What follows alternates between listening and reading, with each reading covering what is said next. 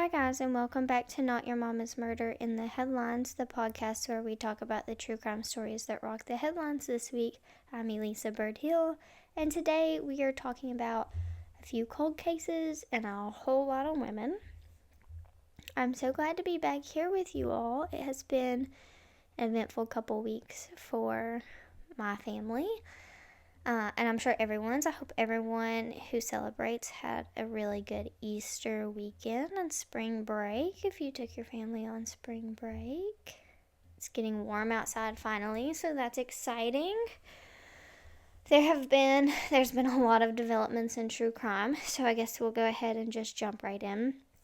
These are the headlines from April 3rd to April 9th. And like I said, it's a lot, so bear with me. DeCarlos Brown Jr. was charged with murder in August of 2025 after he fatally stabbed 23-year-old Ukrainian immigrant Irina, and listen, bear with me on this name, Zartuska is how I think you would say it, but if that is incorrect, I am so sorry. I will refer to her as Irina. You may not recognize the name, honestly, but if you were to Google it, you would immediately know the case because a CCTV video of the murder went viral a few days after it happened. In the video, you can see Irina sitting quietly on the rail car. Behind her is a man also sitting quietly. Seemingly out of nowhere, he pulls out a knife, leans forward, and appears to stab her in the neck or slit her throat. Others sit by on the rail car and watch as Irina begins to bleed out, and DeCarlos gets up and walks away. This week, he was found not mentally competent to stand trial. DeCarlos has had 14 prior court cases and had even served 6 years in prison. So it begs the question, why was he even out on the streets to be able to commit this murder and take a girl's life so young? Regardless, his attorney has requested to revisit the case in 180 days and see where his mental stability is at that point. Moving right along, 61-year-old James Elmer Jr., a lot of juniors in this one, has been arrested and charged with the murders that are commonly known as the Texas Killing Field murders. This story will definitely be a future deep dive topic, and it's a long one with a lot of twists and turns. So for now, we're just going to do a brief rundown. Since the 1970s, over 34 bodies have been found in a 25-acre section of Texas fields. This patch of land surrounds Interstate 45, which has brought up a lot of discussions of the truck driver theory and things like that. It is described as the perfect place to kill someone. Most of the victims' bodies that have been found have been between the ages of 12 and 25, with a lot of them sharing the same physical features. Now, this is a me thing. I find it very important to be victim-focused on this podcast. We can consume true crime and still respect victims, which I think is important. So I'm actually going to name each of the suspected victims of the killing fields. With that being said, I want to make it clear that these murders are not all linked to one killer. They are not directly linked to the update we're going to talk about in the case.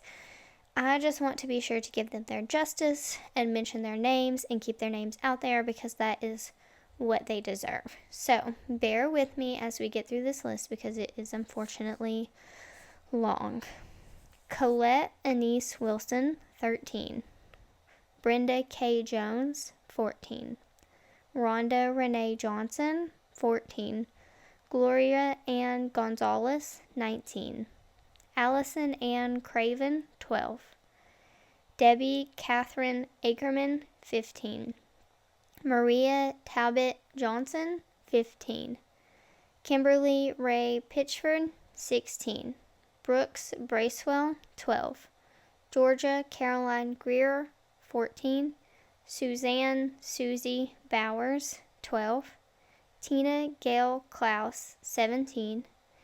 Harold Dean Klaus Jr., 21. Those two were husband and wife. Michelle Angela Garney, 15. Susan Lee Eads, 20.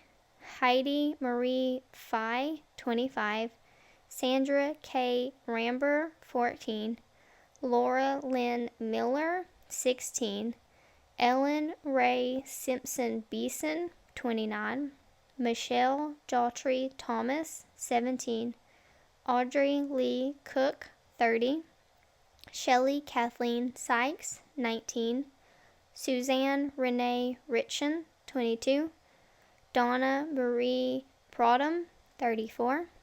Lynette Bibbs, 14. Tamara Fisher, 15. Crystal Jean Baker, 13. Laura Smither, 12. Kelly Ann Cox, 20. Jessica Lee Kane, 17. Tot Tram Harriman, 57. Sarah Ann Lewis Trusty, 23. Teresa Lynn Vingus, 16. So that is all of the victims. Like I said, they are not linked to this specific update or one killer. I just wanted to be sure to put their names out there. The victims we are going to focus on are Laura Miller and Audrey Cook.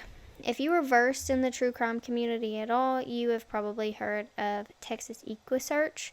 They're a nonprofit search and recovery organization that just so happens to be founded by Tim Miller, which is Laura's father.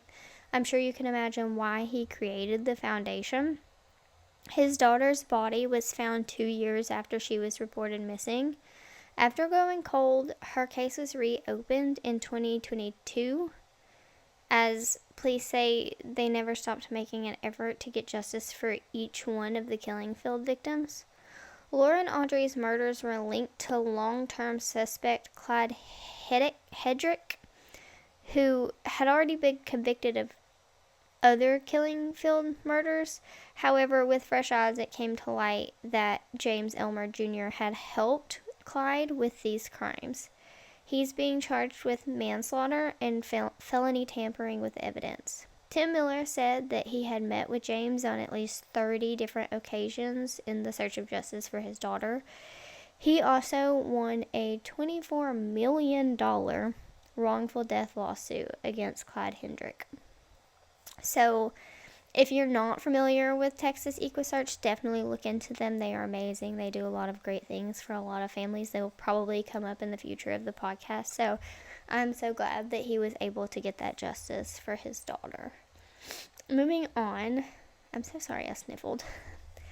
A Hawaii anesthesiologist was found guilty of attempted manslaughter of his wife. He said that he acted in self-defense when he attacked his wife with a rock and attempted to push her off of a cliff while on a hike, which, again, in the true crime space, we know that that is known as an alpine divorce. Yes, it is so common that men push their wives off of cliffs instead of just divorcing them that there is a name for it. The doctor said his wife brought a syringe and attempted to attack him, but he fought back, striking her with the rock. The wife, who survived and testified against her husband, said that he had flipped the script. He is the one who brought the syringe and attacked her, which, he would have access to being an anesthesiologist and all of that. And also statistics. Statistics say that the male partner is the one more likely to do something like that. So, the jury did not buy his story, and he was found guilty. His sentencing is set for August of this year. Another husband that is in the spotlight, the husband of Lynette Hooker, was arrested in connection to her Bohemian disappearance. Lynette reportedly fell off of the dinghy boat while visiting the Bahamas and was swept away by unpredictable waters. The husband denies any wrongdoing and says that the couple has been sailing together for years and this was just a freak accident on rough waters. We will be sure to stay up to date as that case unfolds. A skull and mandible were found at a park about 20 miles outside of Los Angeles Sunday morning during an Easter egg hunt. Police have confirmed that the remains are human, but that is about all that has been released, as that investigation is still ongoing. What a scary Easter for those involved in that. And speaking of Easter, 9 people were shot in an uptick in crime in St. Louis. In about 12 hours over the holiday weekend, 9 people were shot. A 15-year-old pointed a gun at a gas station employee who also happened to have a gun and shot back, injuring the teenager. At a different gas station, a fight broke out, shots were fired, and 3 people were shot and injured. A separate gas station from the first 2 was involved in a shooting where 2 more people were shot, and a woman was shot during a drive-by shooting.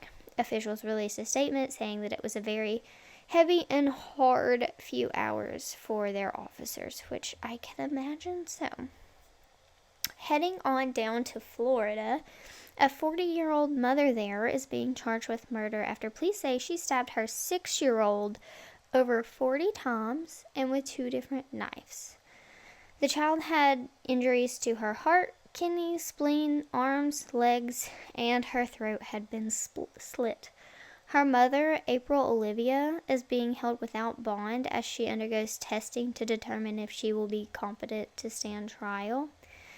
I didn't put this in my notes because I wasn't exactly sure the details of it. It was just kind of thrown into the articles I was reading, so I'm kind of doing the same thing here. I'm not sure how police got called or how all of that worked, as the investigation is ongoing, so details are limited. But it did say that once police arrived, the mother was laying on top of the child, and I can't seem to make very much sense out of that. So that is another case we will keep our eye on. Moving on, this one's wild. 41-year-old Michael Chadwick Fry has been arrested after, and yes, you're going to hear this correctly, dumping a bucket of human remains on the grounds of a local FBI office in Texas. He acquired these remains by digging up various graves in both Texas and Oklahoma, and he is being charged with abuse of a corpse. DeMaurice Hunter may face the death penalty after being found guilty of the 2002 murder of Teresa Green.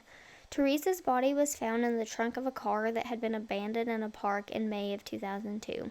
It didn't take authorities long to connect DeMaurice to her murder, but unfortunately by that point he was already on the run. At one point he was on America's Most Wanted list.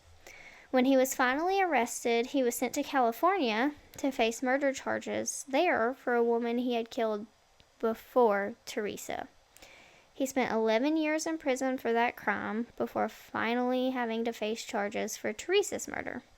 The penalty phase of his case will decide if he will serve life or be sentenced to the death penalty, and it is set to start next week. Again, another time I am asking myself, why was this person out to begin with to be able to commit this crime if there were murders that happened prior? I will never understand, but I guess that is why our system is so complicated. Moving back to Florida, a 20-year-old Florida woman faces first-degree premeditated murder as well as felony child abuse charges for watching and allowing her newborn child to drown in the toilet before burying her in the backyard. Anne May Domingolo, a Palm Coast student, told police that she unexpectedly gave birth that morning. In a panic, she watched the child drown, then removed her from the toilet, placing her in a duffel bag from her closet, and she left the house for the day. When she returned, she buried the baby's body. She then messaged these details to a friend who thankfully contacted authorities, who then conducted a welfare check around 4 a.m. There, they found the baby wrapped in a towel and buried under only about 4 to 5 inches of dirt. The little girl weighed 3 pounds 6 ounces and was 18.5 inches long. Detectives also conducted a search of Anne's phone, which uncovered that she had made multiple searches about premature babies, as well as what happens during a murder investigation. Her search history also showed that she had searched Casey and Kaylee Anthony. Police say that these searches clearly show that Anne knew that she was pregnant, even though she denies knowing prior to giving birth. As a reminder, Florida does have a safe haven law where you can anonymously surrender a newborn without any consequences or questions asked. Anne will face a judge later this month to see what her future may hold. All right, a big one. A 50-year-old cold case has been solved now that authorities in Utah have been able to confirm through DNA that 17-year-old Laura Ann Amy was in fact one of serial killer Ted Bundy's victims. It's been a long time accepted thing in the true crime space that she was one of his victims, but with the police confirming it, I hope that has brought the family some peace. Again, Ted Bundy is a future topic for sure. I don't like to say that I have a favorite at all, but I did hyperfixate on Bundy for a long time, so I do believe I have extensive knowledge about him and his crimes just off the top of my head. I find him fascinating, but not in the romanticized way that a lot of people do. He doesn't give off the same creeper vibes as a lot of prolific serial killers such as Gacy and Dahmer. It's also crazy to me to think about the fact that he has a living daughter out there somewhere that has managed to stay out of the spotlight, which is great for her. But imagine waking up one day to reading a headline that the murder of another woman has been linked to your father, or that a Netflix series has been filmed with Zac Efron starring as your murderous dad.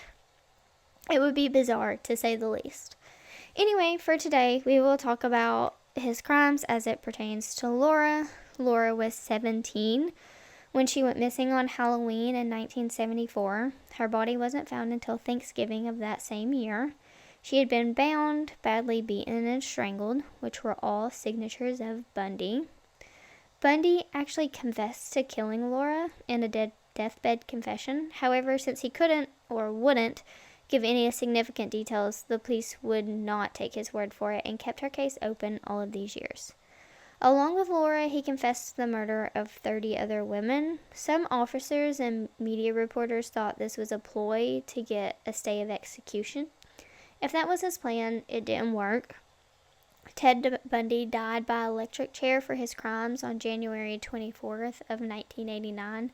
The number of victims linked to Bundy will likely continue to grow in our lifetime as more and more DNA technology is becoming available, but as I did in the previous case, I would like to name the victims that we know as of now, and I will be doing the same for the case I'm going to tell you about following this one. So, like I said in the opening, it's a lot of women, it's a lot of names, but it is important to me to keep their names out there and fresh and give them at least a little bit of justice of not letting them be forgotten or only remembered as a victim of Ted Bundy. So we have Karen Sparks, who survived, Linda Ann Healy, Donna Gail Manson, Susan Elaine Rancourt, Roberta Kathleen Parks, Brenda Carol Ball, Georgianne Hopkins, Carol Duranch, who survived, Janice Ann Ott, Denise Marie Naslin, Nancy Wilcox, Melissa Smith, Cheryl Thomas, who survived, Deborah Jean Kent, Karen Elaine Campbell, Julie Lau Cunningham, Denise Lynn Oliverson, Karen Chandler, who survived, Kathy Kilner, who survived, Lynette Dawn Culver, Susan Curtis, Margaret Elizabeth Bowman, Lisa Janet Levy, Kimberly Diane Leach, and now Laura Amy. As I said, that one is one that we will for sure cover in the future. It is, again, a big case. If you know anything about Bundy, you know he escaped prison successfully. He killed in multiple states, so it's a lot, and we will deep dive into it at a later time. Probably sooner rather than later, if I'm being honest. Another big one that has been solved, the Gilgo Gilgo Beach killings have finally been solved. The Gilgo Beach killing was a series of murders in Long Island, New York between 1993 and 2010. This case, again, is an interesting one, definitely a future topic, a deep dive, lots of twists and turns, and a lot of details. So we're just going to do an overview for now. In 2010, Shannan Gilbert went missing, and during the search for her, police found the remains of 4 bodies. Originally, those were called the Gilgo 4. I'm sorry, I don't know why I struggle so much with Gilgo. It's not even a very hard word, but it gets me every time. Anyways, as time went on, 6 more bodies were found. Then eventually Shannan was found. And though her cause of death is still unknown and she is not linked to the other 10 murders, I can't help but feel in my heart that that sweet girl led those officers to those remains. It's unfortunate she lost her life, but she brought so much closure to so many people that she never even met, and I hope that some part of that gives her family a little bit of peace. Now, the murders appeared to be done using blunt force trauma to the head, and then the bodies were dismembered and dumped in wooded areas and trash bags. Most of the victims were very small in stature, so they were easy to overpower. They were also in the area to provide sex work services, and I say that very loosely because it has been proven that at least one victim was being trafficked by her boyfriend, so she was forced to be there, and I can't imagine that that wasn't the case for at least a few more of them. We know that some people turn to sex work to survive, especially during these years, or because they want to, but it's definitely proven that at least one of them was being forced to be there. So, just this week, a Manhattan-based architect, Rex Heuermann, pled guilty to 7 of the 10 murders and admitted to an 8th. His sentencing is scheduled for June of this year. That one is going to be big, and we will follow that one closely. The 8 victims that he pled guilty to are Maureen Barnes, Melissa Bartholomew, Megan Waterman, Amber Lynn Costello, Jessica Taylor, Valerie Mack, Sandra Costella, Karen Vergata. And I do want to mention the other 2 victims that were found are that of Tanya Denise Jackson and her 2-year-old daughter Tatiana Dykes. Though thought to be connected originally, just last year Tatiana's father was actually arrested and charged with both of their murders. And I do just want to say her name one more time, even though she hasn't been linked to this crime. And he did not take credit for her murder, but Shannan Gilbert is someone's victim, and because of her, all of these other victims were found. So we do want to honor her as well.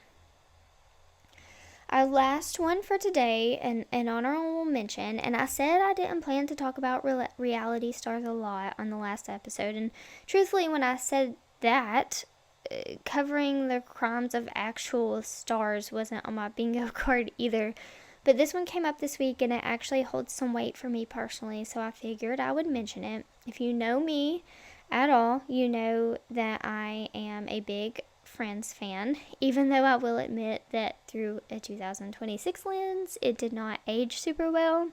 It really was the first show I watched as a young adult that wasn't introduced to me by my family. I think all fans of that show fell in love with Matthew Perry. He was the funny nice guy who ended up getting the hot girl, even though truthfully I'll always see Courtney Cox as Gail Weathers, not Monica Geller. If you know, you know, and if you don't, I'm sorry. But anyways, we watched as on screen Matthew Perry would fluctuate in weight. One season he would hold his weight and the next he would be real thin. We all knew he struggled with addiction, but seeing it on screen hits a little different. And of course, reading his book, we know that there were entire seasons of filming that he didn't even remember because he was so high. Matthew was open about his struggles with substance abuse disorder and his want to be clean and healthy, but struggling through that most of his life. As we know, he suffered an overdose in October of 2023 while he was living clean. It came out this week that his dealer, known as the Ketamine Queen, was found guilty of selling his assistant the drugs that led to his death, and she was sentenced to 15 years in prison. I know it's easy to say that Matthew made his choices, and while that's true, he likely didn't even know what he was being given or how high the dosage was. I include this crime not only because Matthew's death was hard for me, it was the first celebrity death that made me cry, but also because I have been personally affected by substance abuse disorder, and I think the large majority of the population has as well. I wish no one ever had to suffer from it. It does not just hurt the addict, it hurts people around them too. I do personally feel that if we punished the dealers more often or more harshly, that they would be less likely to sell a lot of these drugs. So I do think it was the correct decision in sentencing her for his death. I do just want to say before I go that if you or someone you know is struggling and needs help with substance abuse disorder, please call 1-800-662-HELP. That is 1-800-662-4357.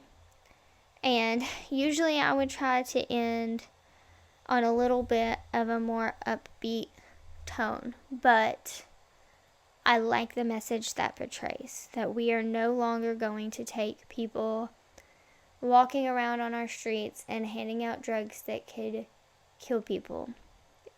It's scary, especially being a mother, raising a child.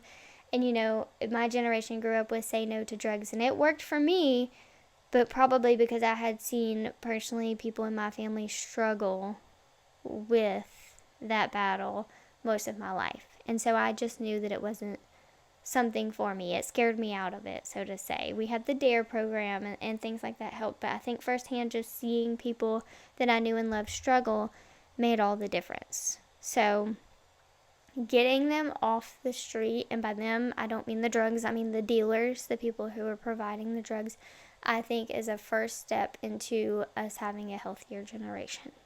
So instead of trying to make this upbeat, I'm just going to give you that number one more time and say that if you or someone you know is struggling with substance abuse, please do not be ashamed to call and get help before it is too late. The number is 1-800-662-4357.